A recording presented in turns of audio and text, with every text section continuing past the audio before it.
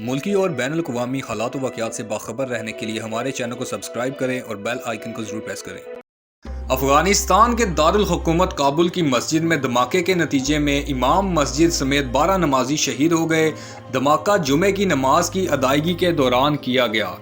Afghan police کے ترجمان کے مطابق کابل کے ضلع شکردرہ میں مسجد کے اندر دھماکہ کیا گیا۔ حکام کے مطابق دھماکے کے وقت مسجد میں نماز جمعہ ادا کی جا رہی تھی۔ دھماکے کے نتیجے میں 12 نمازی شہید اور متعدد زخمی ہو گئے، جن میں امام مسجد بھی شامل ہیں۔ افغان طالبان کی جانب سے واقعے کی مذمت کرتے ہوئے الزام عائد کیا گیا ہے کہ یہ وحشیانہ اقدام کابل کی انتظامیہ کے مذہب مخالف جرائم کا ایک حصہ ہے۔ خیال رہے کہ طالبان اور افغان حکومت کی 3 روزہ جنگ بندی کے دوران یہ پہلا بڑا واقعہ ہے۔